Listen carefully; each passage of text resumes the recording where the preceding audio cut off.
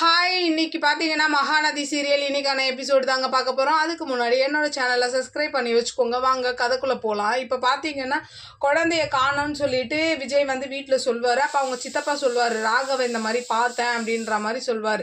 அப்போது விஜய் வந்து கேட்குறாரு, எதுக்கு நீங்கள் ராகவை பார்த்ததை என்கிட்ட சொல்லலைன்னு சொல்லும் போது, அப்போது இல்லை நீங்கள்லாம் பயப்படுவீங்கன்னு தான் நான் சொல்லலை, வாங்க நம்ம போய் எல்லோரும் தேடலான்ற மாதிரி சித்தப்பா சொல்வார். அப்போது காவேரிக்கு ஒரு மாதிரி குழப்பமாயிடும்.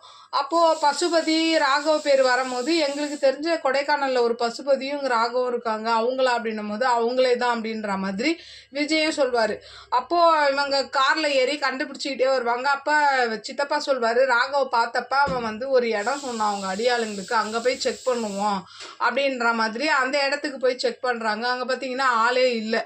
அப்படியே என்ன பண்ணுறாங்க, காரில் ஏறி வந்துட்டு அப்போ அவங்க சித்தப்பா சொல்கிறாரு, நான் எனக்கு தெரிஞ்சவர்கிட்ட சொல்லி அந்த நம்பரை கொடுத்து காரோட நம்பரை கொடுத்து நான் வந்து சேஸ் பண்ண சொல்கிறேன், அவர் அந்த கார் எங்கெங்கெல்லாம் போகுதுன்னு பார்க்கலாம், அதை தொடர்ந்து நம்ம போவோன்ற மாதிரி அவங்க சித்தப்பா சொல்கிறாரு. அதே மாதிரி இவங்களும் போயிட்டுருக்காங்க. அப்போது காவேரி வந்து காரில் பேசிக்கிட்டே வராங்க. அவங்க எப்படி உங்களுக்கு எதிரியானாங்க, இந்த மாதிரி வந்து எங்கள் அப்பா செத்ததுக்கு காரணமே அந்த ராகவும் பசுபதியும் தான், அவங்க எங்கள் வீட்டை வந்து ஏமாற்றி பிடுங்கிட்டாங்க அப்படின்ற மாதிரிலாம் சொல்லிக்கிட்டே வரும்போது அப்போ அவங்க சித்தப்பா சொல்வார், இவ வேற பழசெல்லாம் என்னமோ எங்களுக்கு தெரியாத மாதிரியே புதுசாக சொல்கிற மாதிரியே சொல்லிட்டு வரான்ற மாதிரி அவங்க சித்தப்பா ஒரு மாதிரி மனசுக்குள்ளே சொல்லிகிட்டே வருவார்.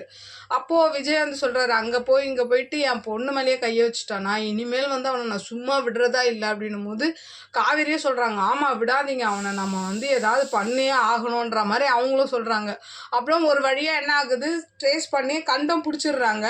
ஆனால் இவன் என்ன பண்ணுறான், ஒரு இடத்துல போய் நிற்கிறான் ராகவ, நின்றுட்டு இந்த குழந்தைய எங்கேயாவது சேஃபான ஒரு இடத்துல வைக்கணுன்றதுக்காக நிற்கும் போது என்ன ஆகுதுன்னா, அந்த காரு டக்குன்னு வந்து அங்கேயே நின்று என்ன பண்ணுறாரு விஜய், ராகவை போட்டு அடிக்கிறாரு.